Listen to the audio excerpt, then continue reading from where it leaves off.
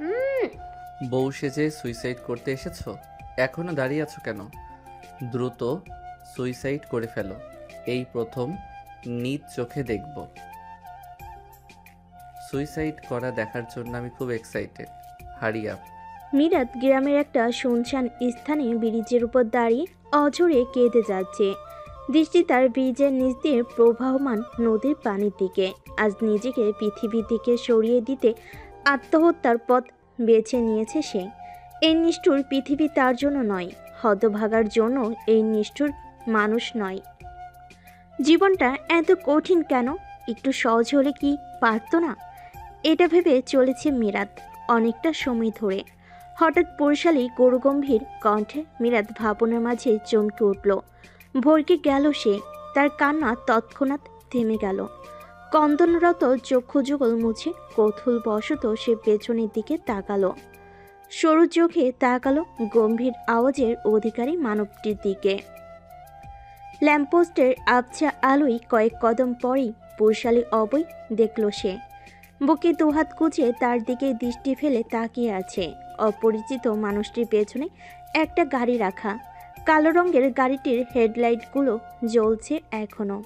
ভাবনি এতটাই বিভোর ছিল যে গাড়ির আওয়াজও শুনতে পায়নি। গভীর রাত, চারিপাশ শুনশান, জনমানব শূন্য স্থানটি। ঝোপঝাড় থেকে ভেসে আসছে ঝিঝি পোকার ডাক। গ্রামের এই রাস্তায় রাতে মানুষের আনাগোনা থাকে না। এই যে মিস অর মিসেস, এত রাতে গ্রামের এই শুনশান ব্রিজে দাঁড়িয়ে কি করছো? মনে তো হচ্ছে সুইসাইড করার ইন্টেনশন আছে। আবারও পুরুষালী কণ্ঠস্বর মিরাতের কর্ণে পৌঁছালো। কথাগুলো কানে ধাক্কা নেয় মনে হলো। সামনে দ্বন্দ্বায়মান মানবটি যে তাকে শক্ত গলায় কথাটি বলছে তা বুঝতে অসুবিধা হলো না মিরাতের। আশেপাশে সে একবার তাকিয়ে সে চারপাশ পর্যবেক্ষণ করলো কেউ আছে কিনা দেখার জন্য। না, কেউ নেই। মিরাতের এখন ভয় লাগছে। একটা অপরিচিত মানুষ তার সামনে দাঁড়িয়ে আছে।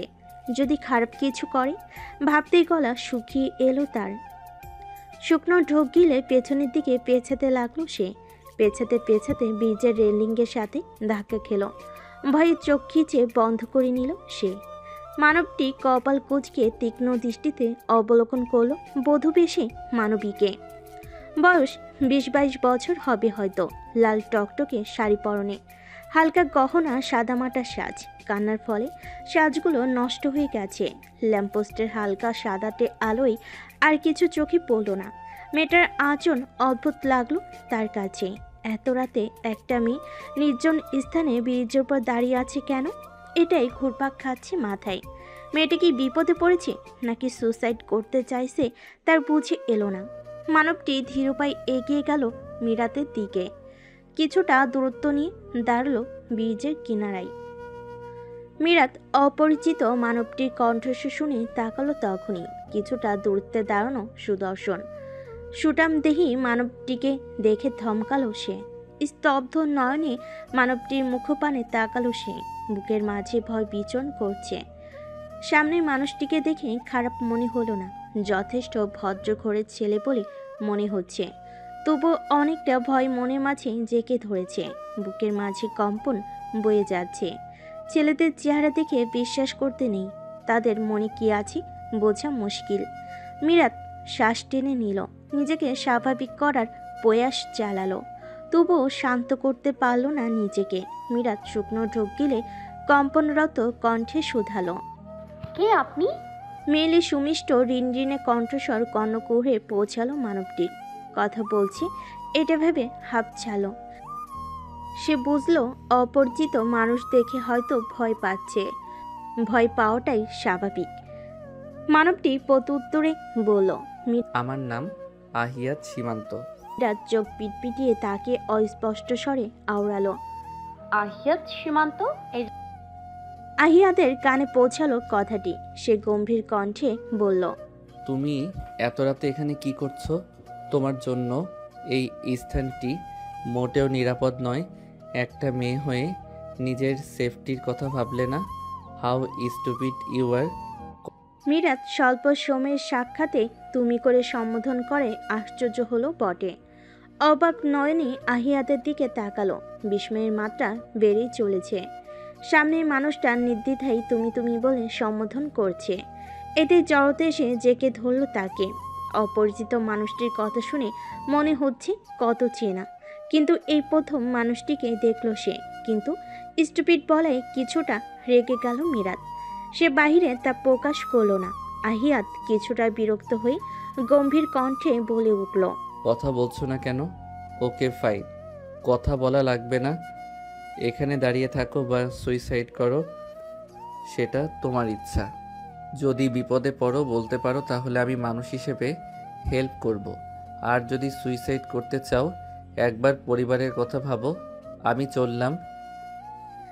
আহিয়াত বিরক্ত হয়ে দ্রুত পায়ে নিজের গাড়ির কাছে এসে দাঁড়ালো। পকেট হতে ফোন বের করে সময় দেখে নিল। সময় প্রায় রাত 2টার কাছাকাছি। সে ফোন পকেটে রেখে দিয়ে একবার লাল শাড়ি পরিহিত মেয়েটির দিকে তাকালো। এখনও সেখানে দাঁড়িয়ে আছে মেয়েটি। চলে যাবে কি যাবে না এই নিয়ে ভাবতে লাগলো। দোটানায় পড়ে গেল সে। একা একটা মেয়েকে এত রাতে একা রেখে যেতে মন মোটেও সায় দিচ্ছে না। যদি কোনো বিপদ হয়। আহিয়াত কিছুটা জোরালো আওয়াজে বলে উঠল, এই যে মিসেস, তোমার বাসার ফোন নাম্বার দাও, কল দিয়ে বলি তাদের বাড়ির বউ ব্রিজে দাঁড়িয়ে সুইসাইড করার ডিসিশন নিচ্ছে। তারাও এসে উপভোগ করুক দৃশ্যটা। মিরাতের চোখে অশ্রু ভিড় জমেছে, কান্না উগড়ে আসছে ভেতর থেকে। আহিয়াতের তাদের বাড়ির বউ শব্দটা বক্ষ স্থলে আবারও রক্তক্ষরণ ধরিয়েছে। বক্ষে অসম্ভব ব্যথা অনুভূত হচ্ছে। তীরে নেই বক্ষে বিধছে কথাটা। সে নিজেকে সামলানোর চেষ্টা করলো। দুহাত মুষ্টিবদ্ধ করে নিজেকে শান্ত করলো। দুহাতে চোখের অশ্রু মুছে নিল। এত রাতে এখানে থাকা তার কাছে নিরাপদ মনে হলো না। আবেগের বশে ভুল সিদ্ধান্ত নিতে বসেছিল সে। এতটা আবেগী হওয়া উচিত হয়নি তার। সে এতটা স্বার্থপর কিভাবে হলো? শুধু নিজের মুক্তির কথা ভাবলো, একবারও তার মায়ের কথা ভাবলো না। সে ছাড়া যে তার মায়ের আপন বলতে কেউ নেই। নিশ্চয়ই এতক্ষণে তার মা কেঁদে পাগল প্রায় অবস্থা। অপরিচিত মানুষটি যদি না আসতো তাহলে সবচেয়ে ঘৃণিত কাজ সে করত। এটা ভেবে অনুশোচনা হচ্ছে তার। মিরাত ভাবল এখান থেকে বাড়িতে যেতে প্রায় 15 মিনিট লাগবে। নির্জন রাস্তায় একা যেতে ভয় লাগবে তার। রাত হলেই গ্রামের মোড়ের দিকে বখাটেরা আড্ডা দেয়। একা গেলে তাদের খপ্পরে পড়বে, সে তাতে সন্দেহ নেই। এখন সে কি করবে? আহিয়াত মেয়েটির মাঝে কোনো হেলদোল না দেখে বিরক্তি নিয়ে গাড়ির দরজা খুলে ড্রাইভিং সিটে বসলো। মেয়েটি হয়তো এখানেই থাকবে। অনেকবার বলেও যখন চুপ করে আছে, তার কিছু করার নেই। হয়তো মেয়েটি তাকে ভরসা করতে পারছে না। গাড়ির দরজা আটকাতে যাবে এমন সময় ভেসে এলো মেয়েটির কণ্ঠস্বর, যে শুনছেন দাঁড়ান প্লিজ। আহিয়াত পুরো কুচকে সামনের দিকে তাকালো। মিরাত বেনারসি শাড়ি দুহাতে উঁচিয়ে দ্রুত পায়ে এগিয়ে এসেছে আহিয়াতের গাড়ির সামনে। সংকোচে আড়ষ্ট হয়ে আছে সে। অপরিচিত মানুষটিকে কিভাবে হেল্প করার কথা বলবে সে? আহিয়াত শান্ত স্বরে শুধালো। দ্রুত বলো কি বলবে। মিরাত আহিয়াতের দিকে তাকিয়ে থেমে থেমে বলল, আমাকে বাড়ি অবধি পৌঁছে দেবেন? আসলে একা যেতে ভয় করছে। আহিয়াত বিড়বিড় করে বলল, এতক্ষণ ভয় লাগেনি, অথচ এখন লাগছে। মেয়েদের মনে কি চলে বোঝা কঠিন। মেয়েদের মন পড়তে আলাদা করে কোর্স করতে হবে তোর। মেয়েটির বলা কথা শুনে সংকোচ আর ভয়ের আভাস পেল। সে স্বাভাবিকভাবে জানতে চাইল, বাড়ির ঠিকানা? চেয়ারম্যান বাড়ি। আহিয়াত অবাক হলো। এই অচেনা মেয়ে চেয়ারম্যান বাড়িতে যাবে? তার নিজের গন্তব্য তো সেখানে। গোলমেলে লাগছে সব কিছু। মেয়েটা কি চেয়ারম্যান বাড়ির পূর্ব পরিচিত? কিন্তু আগে তো কখনো দেখেনি সে। গাড়িতে উঠে বসো। আহিয়াত গাড়ির দরজা আটকে অপর পাশের দরজা খুলে দিল। মিরাত অপর পাশে গিয়ে দৌটানায় পড়ে গেল। কোথায় বসবে সে? দরজা খুলে দিয়েছি, ড্রাইভিং সিটের পাশে সিটে বসো। মিরাত চুপচাপ বসে পড়ল গাড়িতে। দরজা আটকে দিয়ে গাড়ির ভেতরটা দেখতে লাগলো সে। দামি গাড়ি দেখেই বোঝা যাচ্ছে। অপরিচিত মানুষটিকে দেখে বুঝছিল বড় ঘরের ছেলে। পেছনের ছিটের দিকে চোখ পড়তে গাড়ির ভেতরে জ্বালানো হালকা আলোয় মেলে অবৈ দেখলো ঘুমিয়ে আছি বোধহয়। পাশে একটা গিটারের ব্যাগ দেখলো। মিরাত নিশ্চিত হলো একটু, ভয় কিছুটা কমলো তার। তার মানে ছেলেটা বিবাহিত। আহিয়াত আর দেরি না করে গাড়ি স্টার্ট দিল। মিরাত চুপচাপ বসে বাহিরের দিকে তাকিয়ে রইল। আশেপাশে অন্ধকারাচ্ছন্ন, মাঝে মাঝে শিয়ালের হাঁক ভেসে আসছে, গা ছমছমে পরিবেশ। বাড়ির রাস্তার দূরত্ব কম হলেও একা এত রাতে হেঁটে যাওয়া তার ভীতু মনে কুলাতো না। এত রাতে ব্রিজের উপর দাঁড়িয়ে কি করছিলে? সুইসাইড করতে এসেছিলাম। সোজা সাপটা উত্তরে আবারও অবাক না হয়ে পারল না আহিয়াত। কিছুটা রাগ হলো তার। সুসাইড নির্বোধরা করে, এই মেয়েও সেই দলের। ভেবেছিল হয়তো কোনো বিপদে পড়েছে, তাই এখানে দাঁড়িয়েছিল, কিন্তু সুসাইড করতে এসেছিল এটা শুনে অবকতার রেশ আকাশচুম্বী ধারণ করেছে। হাজবেন্ডের সাথে রাগারাগি করে এমন ডিসিশন নেওয়া উচিত হয়নি। আমি যদি না আসতাম এতক্ষণে ওপরে চলে যেতে। আহিয়াদের গমগমে স্বর শুনেও প্রতিক্রিয়া দেখালো না মিরাত। সে শুধু তাচ্ছিলের হাসি হাসল, কিছু বলল না প্রতি উত্তরে। হাজবেন্ড নামক শব্দ সূচের মতো বিচ্ছে শরীরে। এখন কিছু বলতেও ইচ্ছে করছে না। সব কিছু কেমন বিষাদ লাগছে, নিজেকে ভঙ্গুর লাগছে, দম আটকে আসছে। আয়াত এক পলক বধূ বেশে বিধ্বস্ত মেয়েটার দিকে তাকিয়ে মেয়েটির মনোভাব বড় করে মনোযোগী হলো গাড়ি চালাতে। সে বুঝল মেয়েটি উত্তর দিতে ইচ্ছুক নয়, হয়তো বড়সড় কাহিনী নিজের মাঝে লুকিয়ে রাখতে চাইছে। আয়াতের গাড়িটি দোতলা বিশিষ্ট পুরনো বাড়ির সামনে এসে থামল। বাড়িটি পুরনো হলেও রাজকীয় ভাব আছে, সুসজ্জিত মনোরম পরিবেশ বিদ্যমান। বাড়ির সামনে রাস্তায় গুটি কয়েক ল্যাম্পপোস্ট বসানো। মেন গেটে গেটম্যান দাঁড়িয়ে আছে, মূলত বাড়ি পাহারা দিচ্ছে। গ্রামেও এখন শহরে নাই, উন্নত হচ্ছে ধীরে ধীরে। আহিয়াত সিটবেল্ট খুলতে খুলতে মিরাতকে উদ্দেশ্য করে বলল, চেয়ারম্যান বাড়ি চলে এসেছি। মিরাত গভীর ভাবনা থেকে বেরিয়ে এলো। সে নড়ে চড়ে বসলো। এতটাই ভাবনায় বিভোর ছিল যে খেয়ালই করেনি। বাহিরের দিকে তাকিয়ে দেখলো সে চেয়ারম্যান বাড়ির সামনে এখন। আর দেরি না করে হন্তদন্ত হয়ে গাড়ি থেকে নেমে পড়লো। আহিয়াতও গাড়ি থেকে নামলো। চেয়ারম্যান বাড়ির সাথে তোমার সম্পর্ক কি? আহিয়াতের কৌতূহলী ভাব বুঝে পিছনে ফিরল মিরাত। লাল বেনারসির আঁচল দুহাতে পেঁচাতে লাগলো। অস্বস্তি লাগছে তার। পেছনে তাকাতে দেখলো আহিয়াত পকেটে দুহাত গুজে দাঁড়িয়ে আছে। চোখে মুখে ভেসে উঠছে উত্তর শোনার আগ্রহী ভাব। অপরিচিত মানুষটির কৌতূহলী মনোভাব দেখে বিস্মিত হলো সে। মানুষটিকে তার কাছে বিচক্ষণ মনে হচ্ছে। মিরাত দৃষ্টি নিবদ্ধ করে ধীরে বলল, আমার পরিচিত বাড়ির মানুষগুলো। আহিয়াদের কেন জানি মেয়েটিকে সন্দেহজনক মনে হলো। সে তীক্ষ্ণ চোখে তাকিয়ে মিরাতের মুখ অবলোকন করল। মলিন মুখশ্রী, চিন্তিত ভাব স্পষ্ট, কেমন বিধ্বস্ত অবস্থা। তা দেখে সন্দেহ কিছুটা কমল আহিয়াদের। তার মনে হচ্ছে মেয়েটি হয়তো গভীর আঘাত পেয়েছে, হয়তো সেই ধাক্কা এখনো গুলিয়ে উঠতে পারেনি।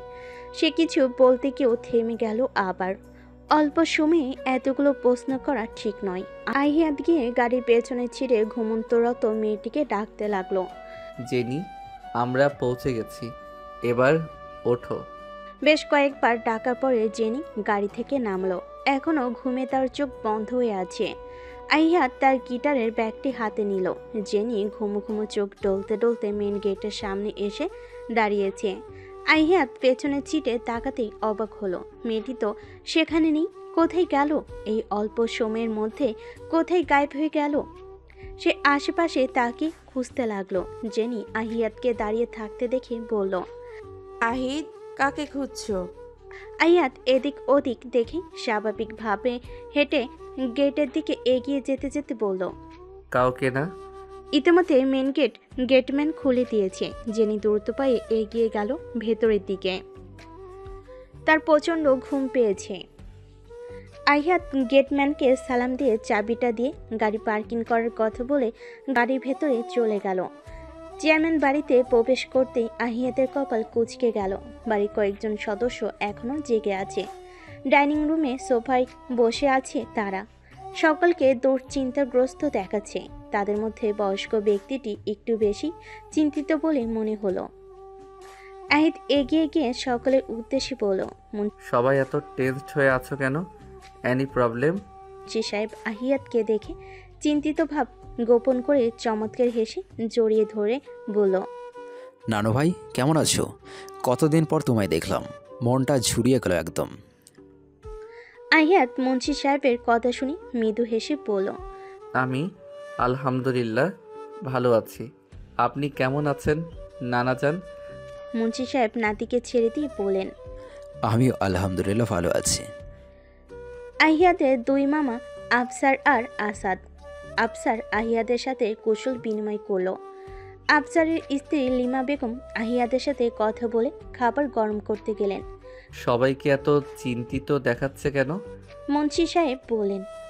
তুমি বসো, আগে তারপর বলছি। আহিয়াদ গিটারের ব্যাগটা একপাশে রেখে সোফাইকা এলিয়ে বসলো। কিছুটা ক্লান্ত লাগছে তার। মুন্সি সাহেব চিন্তিত হয়ে বললেন, আজ হাকে নিয়ে ভীষণ চিন্তা হচ্ছে। মেয়েটা যে হঠাৎ করে কোথায় চলে গেল। আহিয়াদ বুর্জুগল কুচকে বলল, আজহাকে নানাজান? এই প্রথম নামটা শুনলাম। আজহা তোমার মায়ের বান্ধবীর মেয়ে? আফিয়ার কথা শুনেছ নিশ্চয়ই। মায়ের মুখে অনেকবার শুনেছি, কিন্তু ওনার মেয়ের কি হয়েছে? আফিয়া এসেছিল 1 ঘন্টা আগে। তার থেকে খবর পেলাম আজহাকে নাকি কোথাও খুঁজে পাওয়া যাচ্ছে না। বাড়ির আশেপাশে খুঁজেও হদিস মেলেনি। কোথায় যে গেল?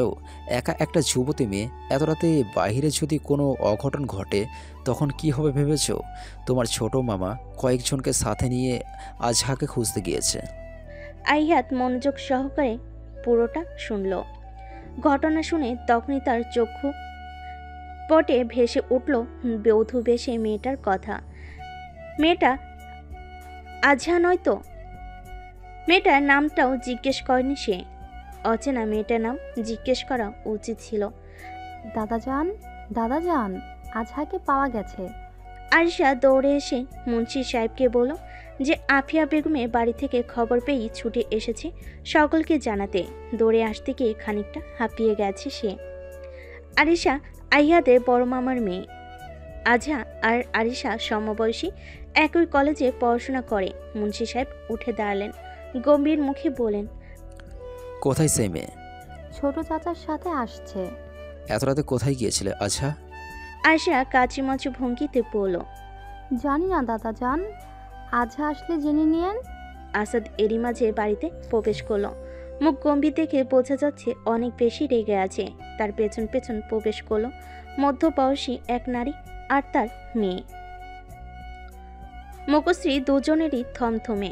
দুজনের মুখেই অপরাধবোধ স্পষ্ট ফুটে উঠেছে। আহিয়াত পদধ্বনি শুনে উঠে দাঁড়ালো। পিছু ফিরে তাকাতেই আসাদের দিকে নজর গেল। আফিয়া বেগম আর আজহা মুন্সি সাহেবের সামনে এসে দাঁড়ালো। মুন্সি সাহেব আজহার দিকে তাকিয়ে গম্ভীর কণ্ঠে বলেন, এত রাতে কোথায় গিয়েছিলে? আজহা ভয়ে তটস্থ হয়ে রইল। এই মানুষটিকে সে বড্ড ভয় পায় মাঝে মাঝে। বর্দ চোখে তাকাতেই মুন্সি সাহেবের পাশে শুভ্র শার্ট পরিহিত সুদর্শন যুবকের দিকে চোখ আটকে গেল আজহার। বিস্মিত হলো সে। আহিয়াত অবাক হয়ে তাকিয়ে আছে আজহার পানে। এই মেয়ে এখানে কেন? আজহার বিস্মিত নয়নে তাকিয়ে আওড়ালো, বিয়ের আসর থেকে কোথায় পালিয়ে গেছিলে? আমাদের মান সম্মানের কথা একবারও ভাবলে না? আহিয়াত হতভম্ব হয়ে তাকিয়ে রইল বধূবেশের সামনে নত মস্তকে দাঁড়িয়ে থাকা আজহার দিকে। তার অদ্ভুত লাগছে এই ভেবে বিয়ের আসর থেকে কোণে পালিয়ে সুইসাইড করতে গিয়েছিল। তার মানে বিয়ে হয়নি। মিরাতের চক্ষুদয় ছলছল করে উঠল। আসলে কি সে মান সম্মান ক্ষুণ্ণ করেছে? হয়তো সকলের চোখে সে অপরাধী হয়ে গেছে, কিন্তু এছাড়া তার কিছু করার ছিল না। ঠকেছে দেখে আত্মহত্যা করতে যাওয়া উচিত হয়নি। এটাই মস্ত বড় ভুল হয়েছে। মুন্সি সাহেব রেগে বললেন, তুমি জানো তোমার জন্য আজ তোমার পরিবারের সকলে অপমানিত হতে হয়েছে। আমিও অপমানিত হয়েছি। তোমায় নিয়ে এখন নানা কথা রটাচ্ছে। এতটা বোকার মতো কাজ করলে কিভাবে? আফিয়া বেগম পরিস্থিতি বেগতিক দেখে অনুতপ্তের স্বরে বললেন, চাচা, আমার মেয়েটা ভুল করে ফেলেছে। আমার মন বলছে হয়তো কিছু হয়েছে, সেই কারণে বিয়ে করতে চায়নি, তাই এমন কাণ্ড ঘটিয়েছে। সে মস্ত বড় ভুল করেছে। গ্রামের লোকজন তুমি আর তোমার মেয়েকে শান্তিতে থাকতে দেবে না। এখন আসতে পারো তোমরা। আফসার, আসাদ, লিমা বেগম আর আরিশা নিশ্চুপ হয়ে আছে। তাদের এই মুহূর্তে কিছু বলার ভাষা নেই। আজহা কাজটা এমনই করেছে। আহিয়াত ঠান্ডা মাথায় সবটা বোঝার চেষ্টা করছে। তার মন বলছে হয়তো বড়সড় গন্ডগোল হয়েছে, সেই কারণে মেয়েটা বিয়ের আসর থেকে পালিয়েছিল। মিরাত অশ্রুসিক্ত নয়নে মুন্সি সাহেবের দিকে তাকালো। সে বুঝতে পেরেছে মানুষটি তার উপর রেগে আছে, এটাই হওয়ারই কথা। সে চোখ মুছে অপরাধী নেই মুন্সি সাহেবকে বলল, দাদাজান, আমার ভুল হয়েছে, মাফ করে দাও।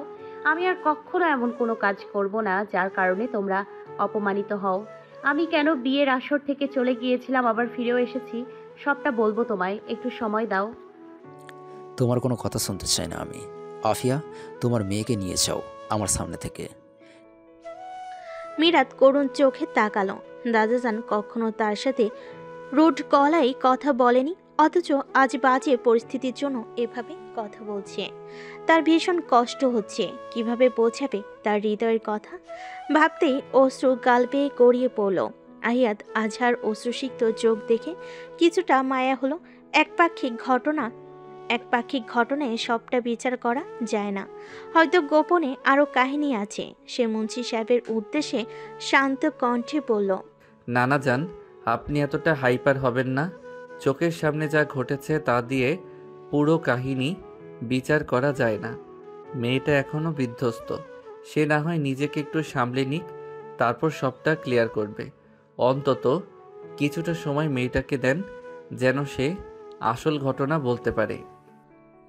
মুন্সি সাহেব নাতির কথার মমত্ব বোঝার চেষ্টা করলেন। কিছুটা সময় পর বললেন, বিয়ের আসর থেকে কনে পালানো এটা মোটেও ভালো কিছু নয়। তবুও কেন পালিয়েছিলে? 2 দিন সময় দিচ্ছি, তার মধ্যে কারণটা জানতে চাই। এই প্রথম কেউ আমার সম্মান ক্ষুণ্ণ করেছে, আর যেন এমন ঘটনা পুনরাবৃত্তি না ঘটে। মুন্সি সাহেব আর এক মুহূর্ত সেখানে দাঁড়ালেন না। রাগে গজগজ করতে করতে নিজের রুমের উদ্দেশ্যে চলে গেলেন। আফসার আর আসাদ ও নিজ নিজ রুমের দিকে পা বাড়ালো। লিমা বেগম আর আরিশা আজহার সামনে গিয়ে দাঁড়ালো। লিমা বেগম আজহার মাথায় হাত বুলিয়ে দিয়ে বললেন, এমন কাজ কেন করলি রে মা? মানুষ তো ছিক করছে। একবার আমাদের বলতে পারতি তোর বিয়েতে মতো নেই, তাহলে তো বিয়ে দিতাম না। মিরাত নিরুত্তর, নির্জীব হয়ে তাকিয়ে আছে মেঝেতে। অনুভূতি শূন্য হয়ে মূর্তির ন্যায় দাঁড়িয়ে আছে। চিৎকার করে কাঁদতে ইচ্ছে করছে। লিমা বেগম কোনো হেলদোল না দেখে দীর্ঘশ্বাস ফেলে হাত নাড়িয়ে আফিয়া বেগমকে বললেন, আয়হা নিয়ে বাড়ি যাও। তোমার ওই দেবর আর দেবরের বুয়ের থেকে মেয়েকে আগলে রেখো, ওগুলো সুর দল। আফিয়া বেগম মাথা নাড়িয়ে সম্মতি দিল। তিনি মিরাতের হাত ধরে থমথমে মুখে বললেন, চল বাড়িতে যাবি। আফিয়া বেগম মেয়েকে টানতে টানতে নিয়ে যেতে লাগলেন। মিরাত টাল সামলাতে পারছে না, শাড়ির সাথে বারবার পা বেঁধে যাচ্ছে। হাত শক্ত করে ধরে কাছের চুড়িতে প্রচণ্ড ব্যথা লাগছে তার। জ্বলুনি অনুভব হচ্ছে। সে বুঝতে পেরেছে তার মা ভীষণ রেগে আছে।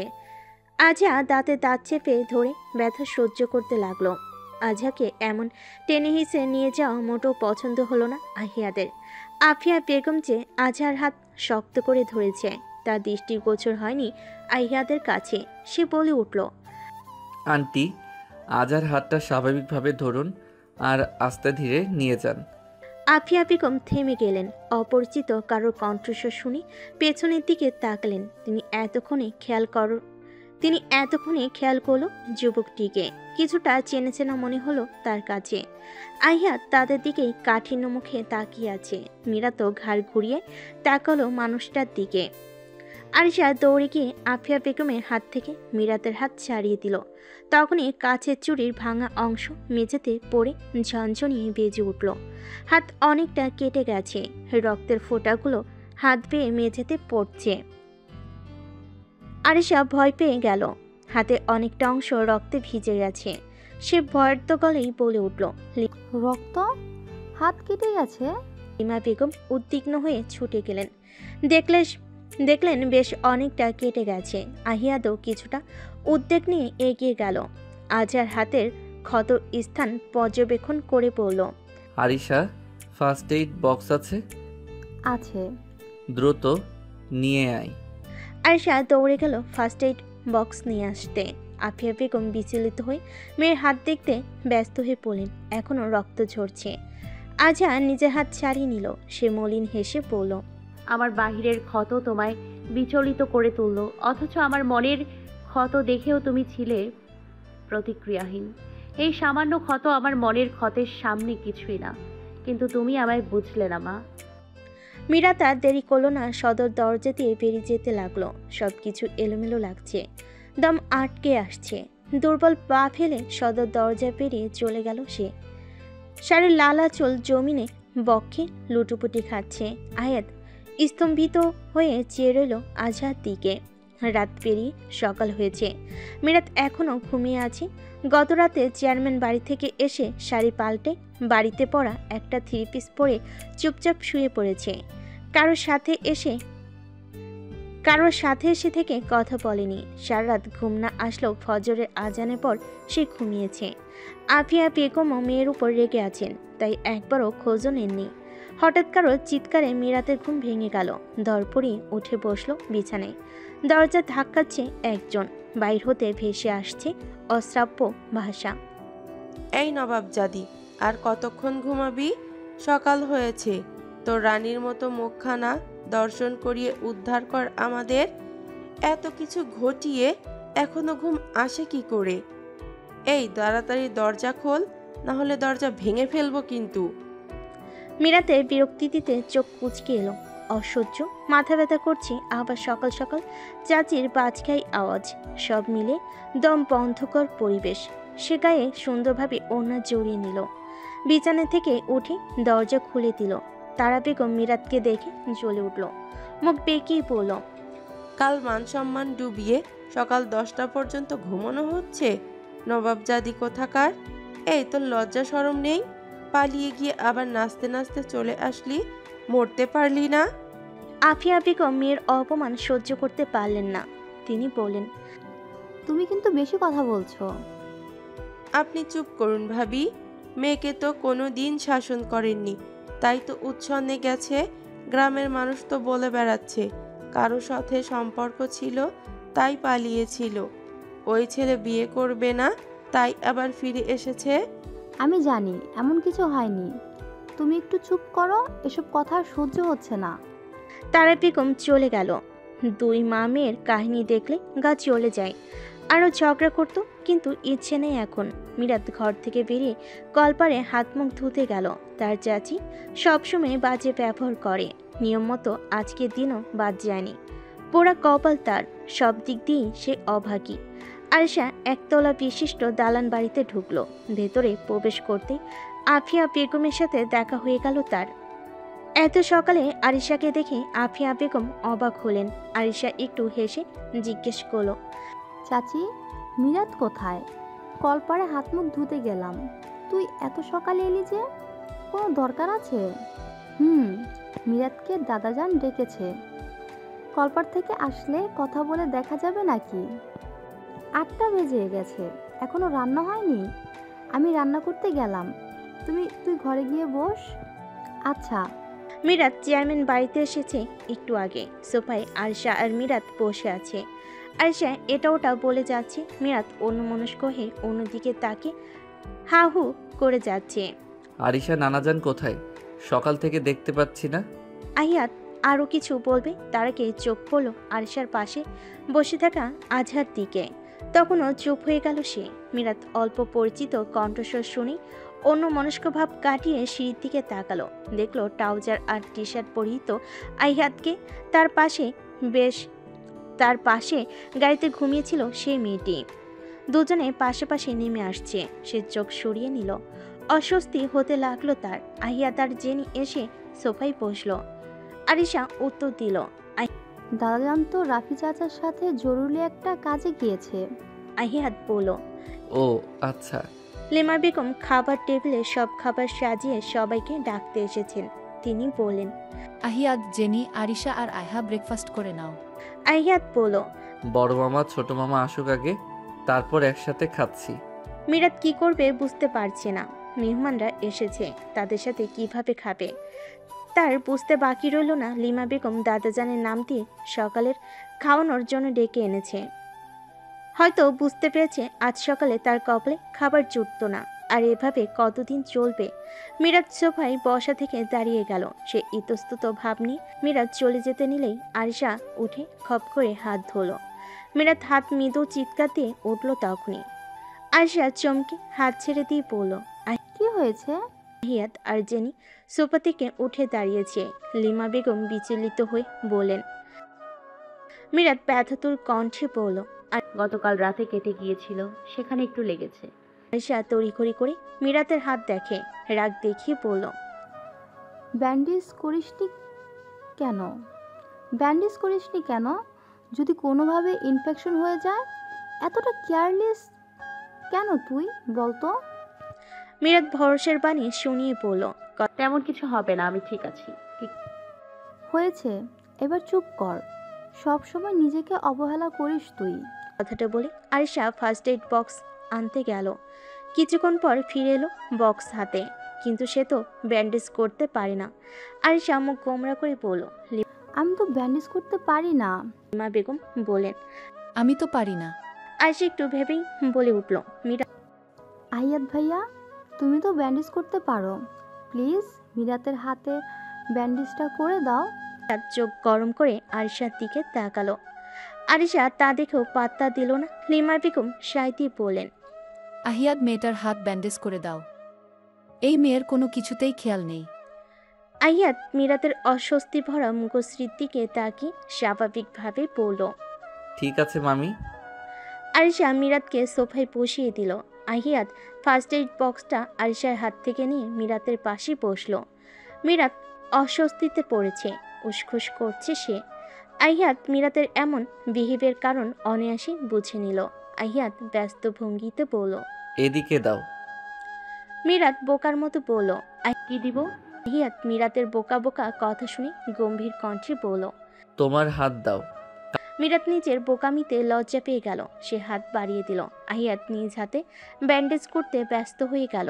ব্যান্ডেজ করা শেষ করে মিরাতকে বলল, কারো জন্য আঘাত পেয়ে নিজেকে কষ্ট দেওয়া বোকামি ছাড়া কিছুই না। পরিস্থিতি যেমনই হোক নিজেকে ভালোবাসতে হবে।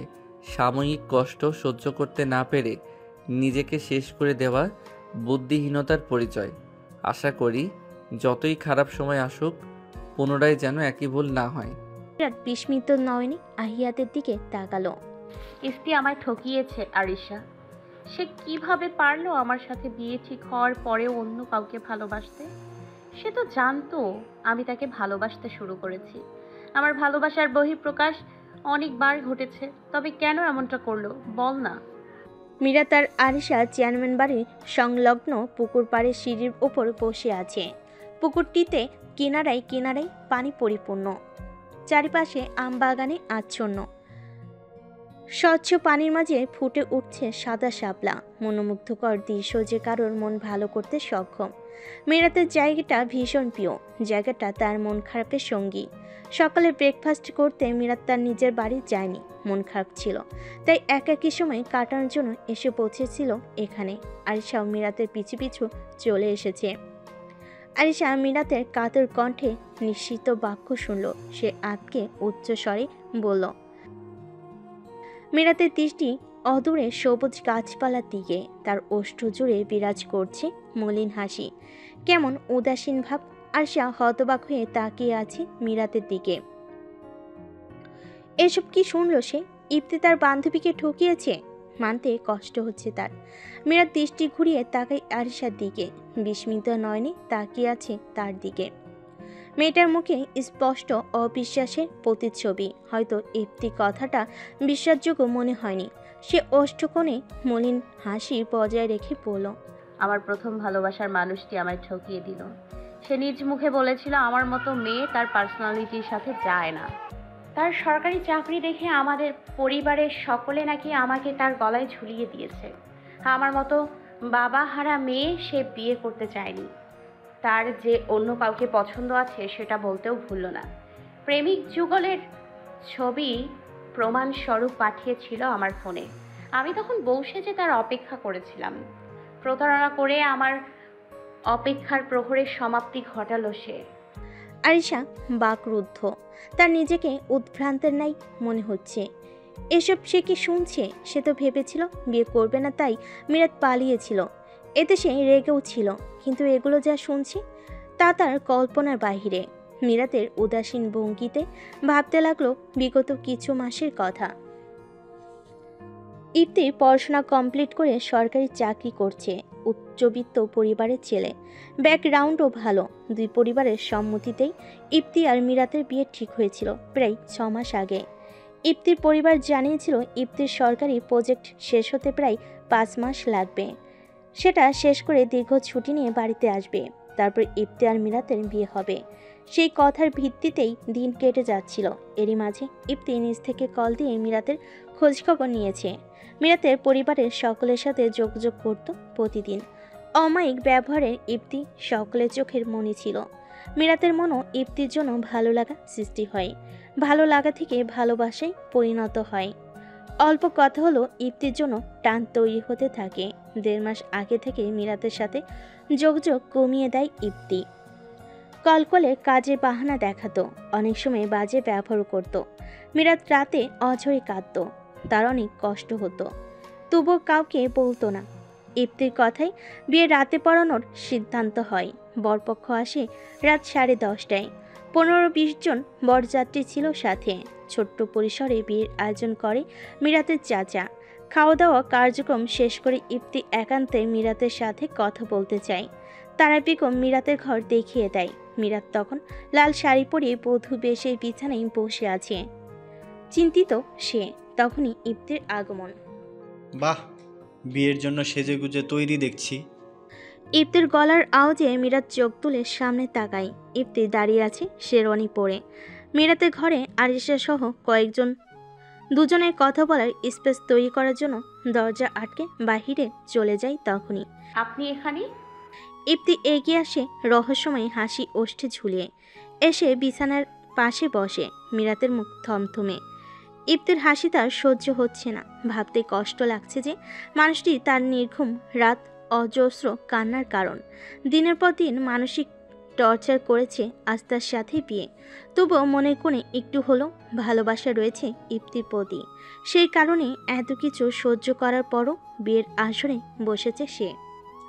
ইপ্তি বিদঘুটে হাসি হেসে বলে উঠল, মীরা এত অবহেলার পরও বিয়ে করতে চাইছো আমায়? এত বোকা কেন তুমি? কাঠিন্য চোখে তাকায় ইপ্তির দিকে। ইপ্তি তা পরোয়া করে না, বাঁকা হেসে বলে, তুমি এটা নিশ্চয়ই জানো আমি তোমায় ভালোবাসি না। আমাদের বিয়েটা পারিবারিকভাবে ঠিক হয়েছে। এই বিয়েতে আমি বাবা মায়ের কথায় রাজি হয়েছি। আরেকটা কারণ হলো দেখতে সুন্দরী, তার আর কি লোভ সামলাতে পারেনি। মিরাতের গা গুলিয়ে আসছে ইপ্তির কথায়। নম্র ভদ্র মানুষটি ঘৃণ্য রূপ দেখে বাকরুদ্ধ সে। মন চাচ্ছে টাটিয়ে চর মারতে। এই কয়েক মাসে তোমার উপর থেকে ইন্টারেস্ট চলে গেছে। ইনিয়ে বিনিয়ে কতবার তোমায় দেখতে চেয়েছি, কিন্তু তুমি বলেছ এখন না, বিয়ের পরে। আমি একটু অ্যাডাল্ট কথা বলতে চাইলে সবসময় এড়িয়ে গিয়েছ। এইসবে এক প্রকার বিরক্ত হয়ে গিয়েছিলাম। অন্য কোনো মেয়ে হলে যা বলতাম তাই করতো, কিন্তু তুমি সাদাসিধে, লজ্জাবতী, তার উপর ফ্যামিলির ব্যাকগ্রাউন্ডও খারাপ। তাও তোমার পরিবার আমার মতো চাকরিজীবী ছেলের গলায় তোমাকে ঝুলিয়ে দিয়েছে। এইসবে অসহ্য হয়ে গেছি আমি। তোমার সাথে আমার যায় না, তবুও বাবা মায়ের কারণে বিয়ে করতে এসেছি। বোঝোই তো, নিজের সম্মান বাঁচাতে হবে আগে। মিরাতের বক্ষে কাঁপন উঠছে। নীরব ঝড়ে যেন সবকিছু তছনছ হয়ে যাচ্ছে। গলা কাঁপছে তার, মস্তিষ্ক শূন্য হয়ে গেছে। সে কম্পনরত কণ্ঠে বলে উঠল, এসব কথা আজ কেন বলছেন?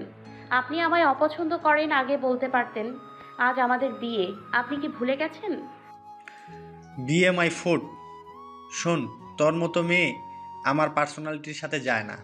তার থেকেও বড় কথা, আমার গার্লফ্রেন্ড আছে। I love her so much.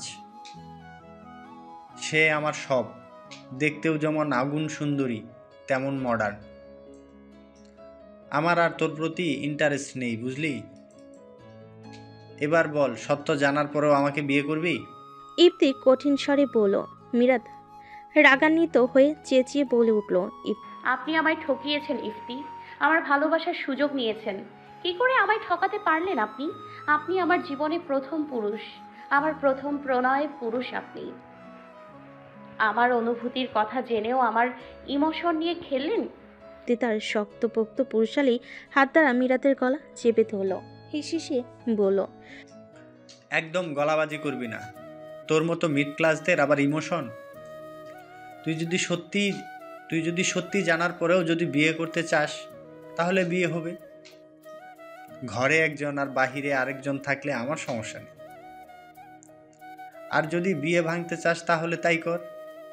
একটা কথা শোন, আমার নামে অভিযোগ করলে কেউ তোকে বিশ্বাস করবে না, কারণ সবাই আমায় বিশ্বাস করে। ইপ্তি মিরাতের গলা ছেড়ে দেয়। মিরাত কাশতে লাগলো, দম আটকে আসছে, হাঁসফাঁস করছে সে। জোরে জোরে শ্বাস নিতে লাগলো, গাল বেয়ে অশ্রু গড়িয়ে পড়ছে। ইপ্তি উঠে দাঁড়িয়ে বিদ্রুপ করে পড়ল। আমার গার্লফ্রেন্ডের পিক পাঠিয়ে দিচ্ছি তোর ফোনে, দেখে নিস। ইপ্তির আর এক মুহূর্ত দাঁড়ায় না। শেরনির পকেট থেকে ফোন বের করে কয়েকটা কাপল পিক মিরাতের ফোনে পাঠিয়ে দিয়ে বাহিরে চলে যায়। মিরাতের ফোনে নোটিফিকেশন এসেছে, পাশেই ফোন। সে কম্পনরত হাতে সাহস করে ফোন হাতে নিল। কাঁপা কাঁপা হাতে লক খুলে হোয়াটসঅ্যাপে ঢুকে ইপ্তির পিকগুলো দেখলো। সাথে সাথে হাত থেকে ফোন বিছানার উপর পড়ে গেল। তার সমস্ত পৃথিবী যেন থমকে গেল। টপ টপ করে ফোনে স্ক্রিনে অশ্রু পড়ছে। সহ্য করতে না পেরে ডুকরে কেঁদে উঠল সে। কেউ দেখল না, কেউ শুনল না মিরাতের ভঙ্গুর মনের আহাজারি। চার দেওয়ালেই বদ্ধ রইল। তখনই মিরাতের একটা কথাই মনে হচ্ছিল, এই নশ্বর পৃথিবী তার জন্য নয়। পারিবারিক অশান্তি, ভালোবাসার মানুষটির প্রতারণায় সে মত্ত উন্মাদ হয়ে উঠেছিল। তার মনে হয়েছিল সুসাইড করলেই হয়তো সব কিছু থেকে মুক্তি মিলবে। আহিদ, তুমি এখানে কি করছো? তুমি জানো কতক্ষণ ধরে খুঁজছি তোমায়? জেনির কণ্ঠস্বর শুনতেই মিরাতের ভাবনা শুধু ছিল। সে নিজেকে সামলে নিল। মাথায় ওড়না টেনে উঠে দাঁড়ালো সে। মেলি স্বরের উৎস খুঁজতে পেছনের দিকে তাকাতেই আহিয়াত আর জেনিকে দেখতে পেল। আরিশাও উঠে পেছনের দিকে তাকালো। আহিয়াত আরিশার থেকে কিছুটা দূরে দাঁড়িয়ে ফোনে কথা বলছে। কথা বলা শেষ করে ফোন পকেটে রাখলো। সামনের দিকে তাকিয়ে দেখল জেনি তার দিকে এগিয়ে আসছে। আহিয়াত ভুরজুকল কুচকে জিজ্ঞেস করলো, জেনি আমায় খুঁজছো কেন? আহিয়াতের সামনে দাঁড়িয়ে। তুমি যাও, আমি আসছি। ওকে। মিরাত আর আরিশা আহিয়াতের আগমন বুঝতে পারেনি। তারা এতটাই চিন্তিত যে আশেপাশের কোনো কিছুতেই খেয়াল ছিল না। আরিশা এগিয়ে যায় আহিয়াতের সামনে। সে বলল, তুমি যে এদিকটায় এসেছো খেয়াল করিনি। আসলে দুজন কথা বলছিলাম তো। আহিয়াত গুরু গম্ভীর স্বরে আশ্বস্ত করে বলল, আরে এত অস্বস্তিতে পড়তে হবে না।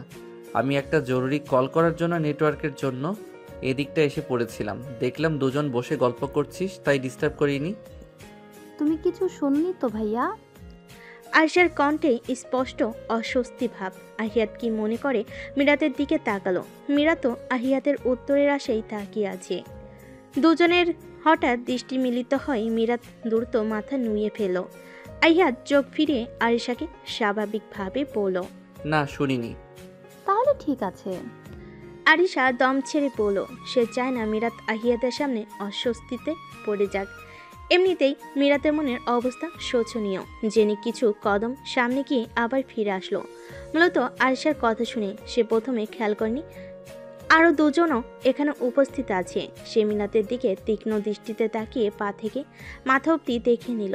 মেয়েটা দেখতে সুন্দরী, তবে সাদামাটা সাজসজ্জা।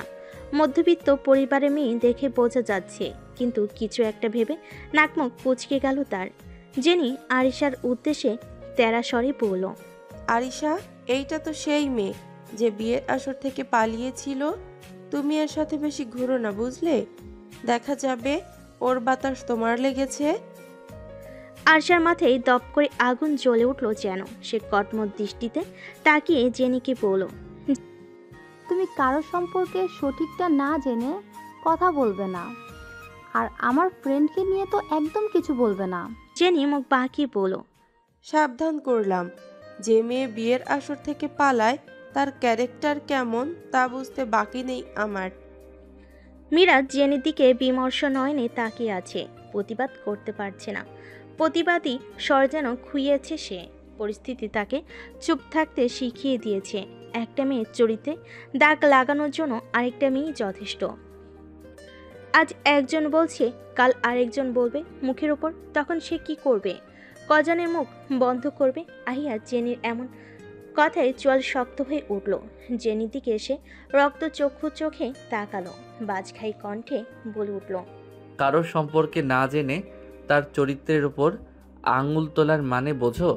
একটা মেয়ে হয়ে আরেকটা মেয়েকে হ্যারাসমেন্ট করছো, লজ্জা করছে না? কারো চরিত্র সম্পর্কে মন্তব্য করার রাইট নেই তোমার। ফার্দার এমন কিছু আমার চোখে পড়লে ভালো হবে না কিন্তু। জেনি আহিয়াদের এমন রূপ দেখে পিলে চমকে গেল। ভারত দৃষ্টিতে মানবটির দিকে তাকালো। সে কন্দনরত কণ্ঠে বলল, আমার সাথে তুমি রুড বিহেভ করলে আহিদ। তুমি জানো আমার বাবা মা আমার সাথে কখনো বাজে বিহেভ করেনি, কখনো বকেনি। শাসন করেনি তার জন্য তুমি আজ মানুষকে মানুষ মনে করো না। তুমি এখনই মিরাতের কাছে ক্ষমা চাইবে। আমি ওই মিডিল ক্লাস মেয়ের কাছে কখনোই ক্ষমা চাইব না। জেনি কাঁদতে কাঁদতে দৌড়ে চলে গেল সেখান থেকে। তার বিশ্বাস হচ্ছে না আয়াত তার সাথে ওই গায়া মেয়েটার জন্য রুড বিহেভ করেছে। আয়াতের হাত রাগে মুষ্টিবদ্ধ হয়ে এলো। সে চোখ বন্ধ করে নিজের রাগ কন্ট্রোল করার চেষ্টা করতে লাগলো। ইচ্ছে করছিল জেনিকে 2-4টা থাপড় বসিয়ে দিতে। আরিশা মিরাতের কাছে গিয়ে আদরে কণ্ঠে বলল, কিছু মনে করিস না বনু, জেনি আপুর তরফ থেকে আমি ক্ষমা চাচ্ছি। আজ তোর জেনি আপু বলেছে, কাল অন্য কেউ বলবে। কতজনের জন্য আমার কাছ থেকে ক্ষমা চাইবি?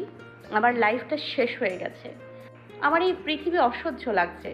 পৃথিবী থেকে বিদায় নিতে চেয়েছিলাম, কিন্তু কেউ একজন বাঁচিয়েছে আমায়। বেঁচে থেকেও ভেতরে ভেতরে মরে গেছি আমি।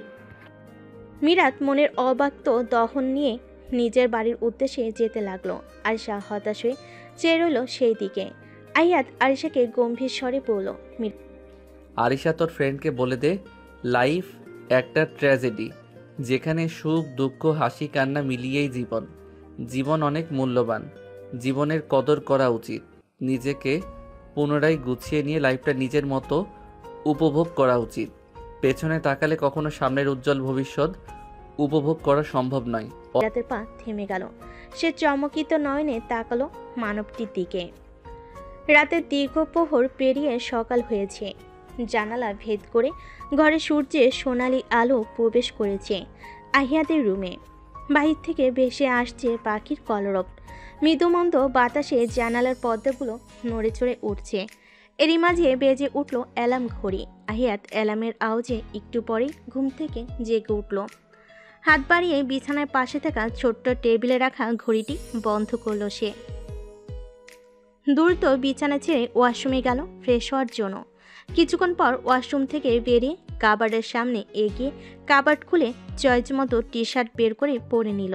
বিছানায় রাখা ফোনটা হাতে নিয়ে পা বাড়ালো ছাদের দিকে। চিলেকোঠার ঘর পেরিয়ে ছাদে পা রাখলো আহিয়াত। সকাল সকাল গ্রামের হালকা শীতল হাওয়া ছুঁয়ে যাচ্ছে তার শরীর। সে কিছুটা এগিয়ে সামনের রেলিং বরাবর দাঁড়ালো। আশেপাশে চোখ ঘুরিয়ে ঘুরিয়ে দেখতে লাগলো।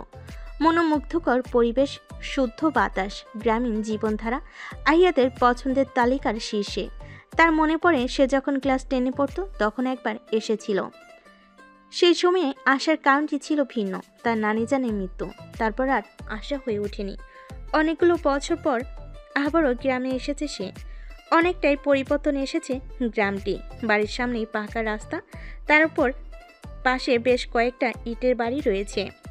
আহিয়াত চোখ বন্ধ করে মনোরম পরিবেশ উপভোগ করতে লাগলো। মৃত্তিকার ঘ্রাণ জানান দিচ্ছে নাসিক্য। কিছুটা সময় পেরিয়ে যেতেই আহিয়াত চোখ খুলল। তখনই তার চোখ পড়ল আকাশি রঙা 3 পিস পরিহিত মিরাতের দিকে। মিরাতের পাশেই একটা মেয়ে দাঁড়িয়ে আছে, হয়তো দুজন কথা বলছে। আহিয়াত খেয়াল করলো মিরাতের কৃষ্ণ বনীয় চুলগুলো বেনি করে কোমর ছড়িয়েছে। বিস্মিত হলো খানিকটা। সে কখনো এত বড় চুলের অধিকারিণীকে দেখেনি। সে খেয়াল করলো মেয়েটা কিছুটা শুকিয়ে গেছে, হয়তো টেনশনে। এটা ভেবেই দীর্ঘশ্বাস ফেলল। গত দুদিন চেয়ারম্যান বাড়িতে মিরাতকে দেখা যায়নি, কারণটা জেনে বিহিব। বাহ, এত দ্রুত ঘুম থেকে উঠে গিয়েছিস? আহিয়াত নিহালের কণ্ঠস্বর শুনে পাশে তাকালো। নিহাল চোখ কসলাতে কসলাতে এসে দাঁড়িয়েছে, দেখে বোঝা যাচ্ছে ঘুম এখনো কাটেনি। Already 7 o'clock। বাড়িতে এসেও ছোট বাচ্চার মতো বাবার কাছে বকা খেলাম, তার উপর রাতে ঠিকঠাকও ঘুম হয়নি। মেজাজ বিগড়ে আছে আমার। নিহালের কণ্ঠে বিরক্তি ভাব। সে গতকাল রাতে বাড়িতে ফিরেছে। ফিরতেই আফসার সাহেব ছেলেকে বকেছেন। আহিয়াতের সাথে নিহালকে আসতে বলেছিলেন তিনি, কিন্তু নিহাল আসেনি। এতে প্রচণ্ড রেগে যান আফসার সাহেব। পড়াশোনার জন্য ঢাকায় থাকে সে। আহিয়াত আর নিহাল সমবয়সী, দুজনের ছোটবেলা থেকেই বেশ ভাব। আহিয়াত মৃদু হেসে বলল, আমার সাথে আসলে তো আর এই বুড়ো বয়সে বকা খেতে হতো না। নিহাল খিচে যাওয়া মেজাজ নিয়ে বলল, একদম বুড়ো বলবি না, আমার বয়স 25। আহিয়াত মাথা নাড়ি ইশারায় বলল, ঠিক আছে। নিহাল বলল, ঢাকায় কবে ফিরবি? আহিয়াত কিছুটা ভেবে বলল, এই তো 1-2 দিনের মধ্যে চলে যাব। মা দ্রুত যেতে বলেছে। আর ফাবিয়াকে তো চিনিস, কিছুক্ষণ পরপর কল দিয়ে একটা কথাই বলে যাচ্ছে।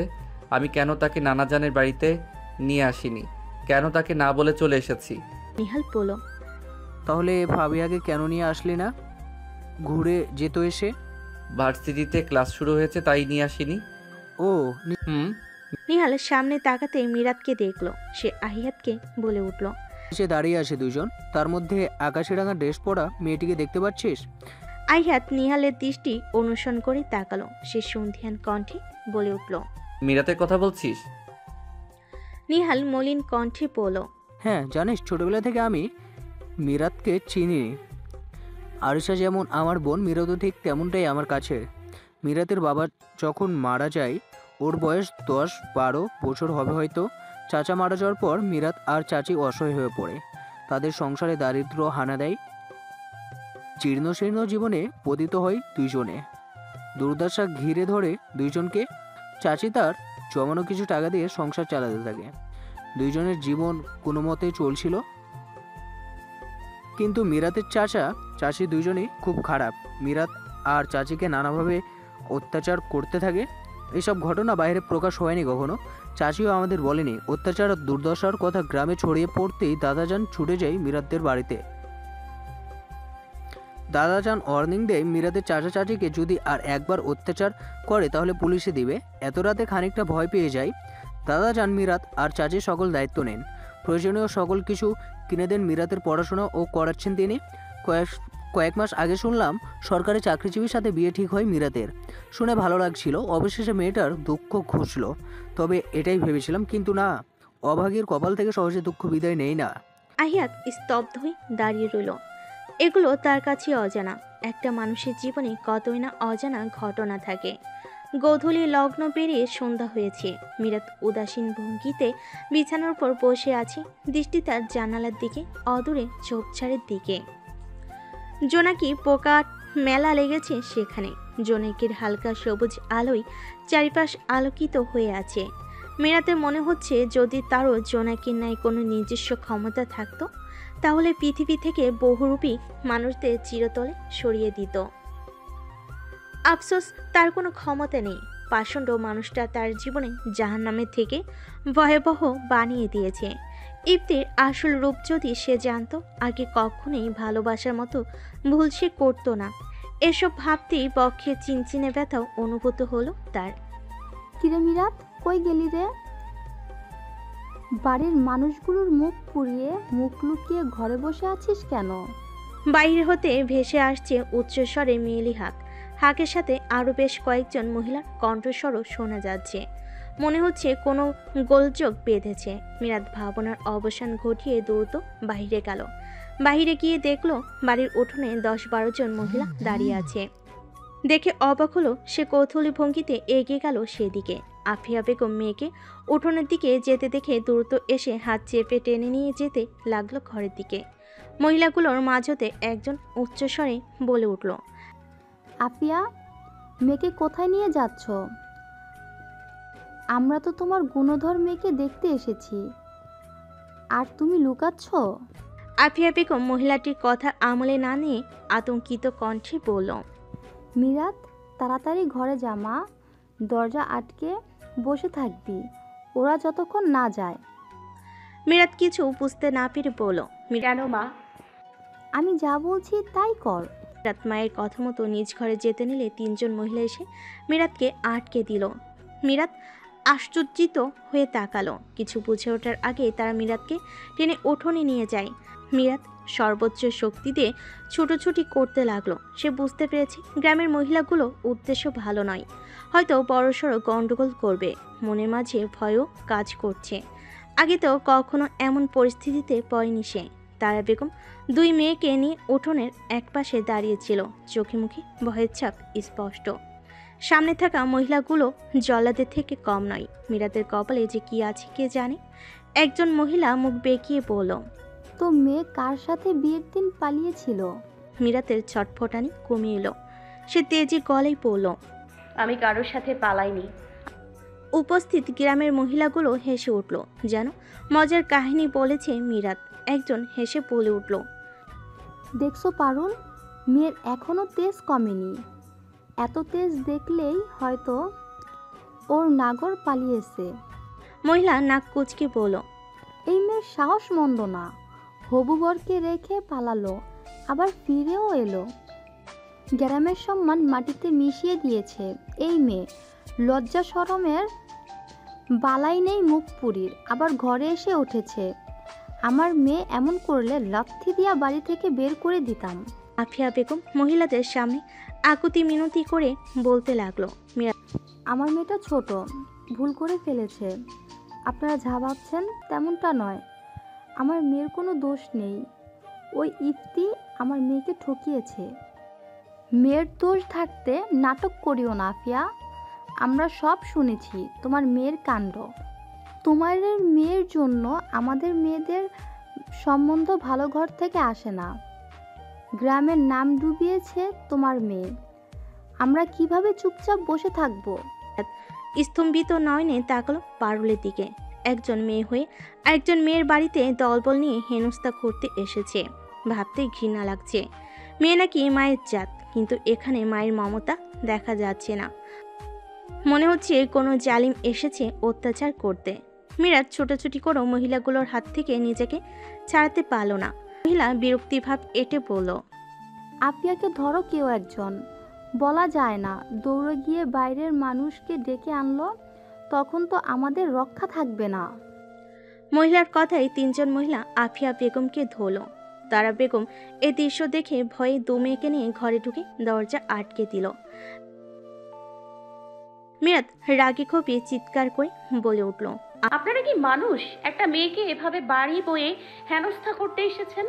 আমি পালাইনি, বুঝেছেন?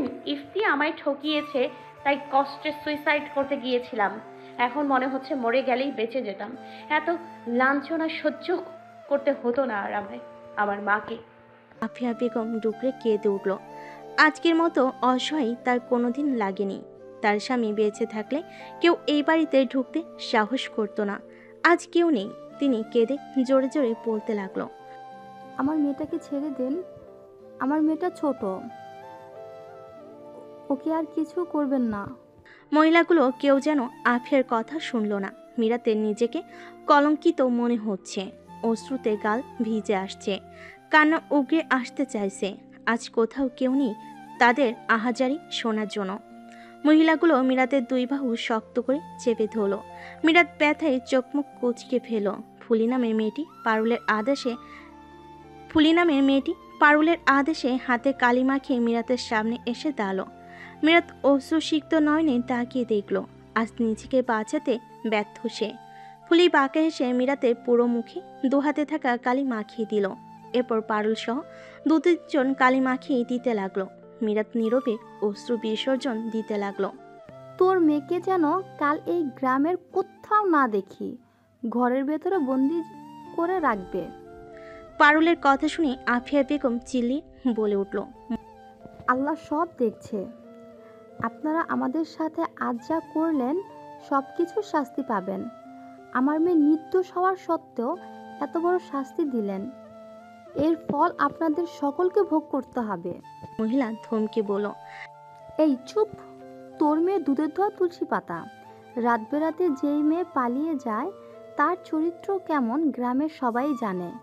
এই, ওদের ছেড়ে দে, বাড়িতে চল সবাই।